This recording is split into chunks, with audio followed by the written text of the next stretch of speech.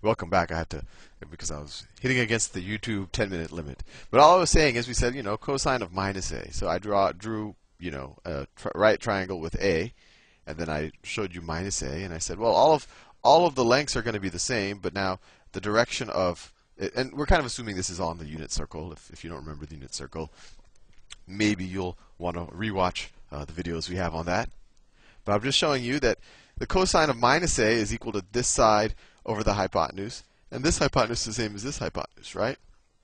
So cosine of minus a is adjacent over this hypotenuse, while cosine of a is adjacent over this hypotenuse. But it's the same thing. So we know that cosine of minus a is equal to cosine of a. And actually, by definition, that makes it a, I don't want to confuse you too much, but that makes cosine an even function. And I'll show you more. Actually, I should do a whole presentation on even and odd functions. Now let's see what sine of minus a is. Sine of minus a is equal to, so this is minus a, so it's this side, so it's the minus length of, I mean, let's just say, let's call this x, let's call this y, and let's call this, well, let's leave that h, right? If that is x, this is y, this length is y, then this length right here is minus x, right? So the sine of minus a is minus x over h. Minus x over h, right? What's the sine of a? Sine of a is equal to, this is a, opposite over hypotenuse, x over h. It's x over h, right? So sine of minus a is equal to minus 1 times x over h, right? Or this is just the same thing as, I mean, if we could multiply both sides of this by minus 1, minus x over h, right? So sine of minus a is equal to minus sine of a. Oh, so let me clear this out and rewrite this identity. And as you can see, all I'm doing is I'm just playing around with triangles and showing you that, just using the basic SOHCAHTOA, you can actually discover a whole set of trigonometric identities. So let's clear that. And you might, so a lot of these it is useful to memorize. I normally don't advocate memorizing, but it's helpful just to do things quickly. But I'd also advocate being able to prove it to yourself. So if you ever forget it and you don't have, a cheat sheet available, you can prove it and if you ever have to teach it, then you'll be, I think, able to explain the underlying themes a little bit better. So let's clear this. Let's see if we can discover some more trig identities. So we know that. So let's see if let's see if we had sine. What's sine of a plus pi over 2? A plus pi over 2. Well, we could use our handy sine of a plus b identity, which we have already proved, so we can use it now. So that tells us that it's the sine of a, that equals the sine of a times the cosine of pi over 2 times the cosine of pi over 2 plus the sine of pi over 2. And we're in radians, of course. This could have been 90 degrees instead if we wanted to be in degrees. Sine of pi over 2 times the cosine of a. Right?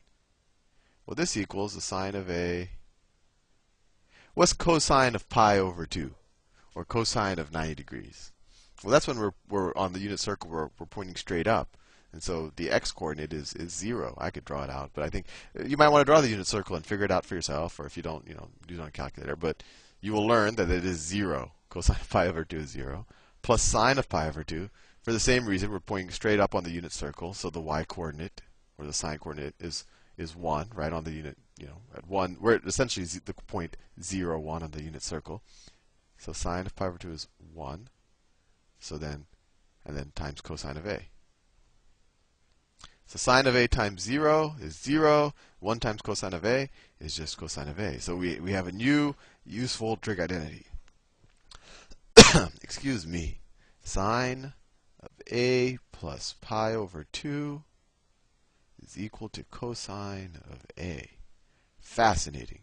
So really, this is just telling us that cosine of a is the same thing as sine of a shifted. So if we were to think of this graphically, if we were to think of, if we were to draw the graphs, if you shift the sine graph to the left by pi over 2, you get cosine. You get the cosine graph. And if you haven't learned about shifting yet, don't worry about that. Or you might want to actually graph the two, and I think you'll get a sense of what I'm saying. So let's do, I don't know. Well, another way to rewrite this exact same thing is the sine of A is equal to the cosine of A minus pi over 2. Right? If you just, let's say I said that B is A plus pi over 2, right? Let's say I said B is equal to A plus pi over 2. Then we could say that this is, this is B, and then this would be B minus pi over 2. I'm just switching around variables. I'm doing this in a much more loosey-goosey fashion than I normally do a lot of videos, but I want to show you that a lot of this trigonometry can just be, it's just kind of discovery. What's sine of A minus B? Oh, that looks like a new one, doesn't it?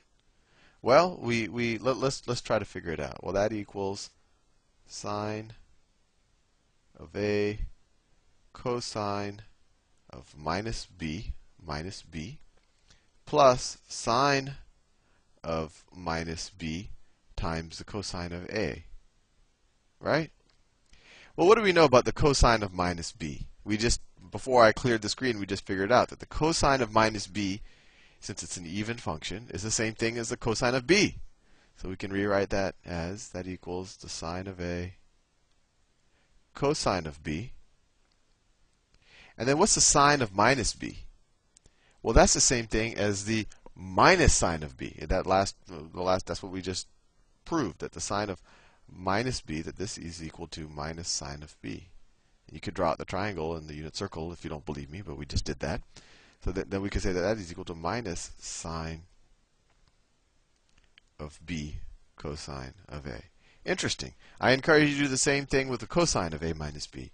These are all just, we're using, 1 or 2 or 3 trig identities together and trying to come up with new things. And I think at this point we've literally gone over everything, that almost every trig identity you've seen in your book, you should be able to get there somehow just by keep on playing. And obviously all of these identities, you can invert the sines and the cosines and the tangents, and you can get identities for secant and cotangent and cosecant and keep playing around. And I encourage you to do so and do it graphically.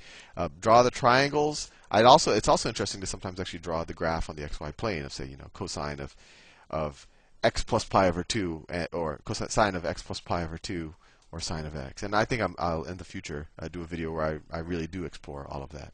Well, I hope I haven't thoroughly confused you. I want to just kind of show you that a lot of trig, it all comes from SOHCAHTOA and playing around with SOHCAHTOA and triangles, and you can pretty much solve for everything you learn in trigonometry.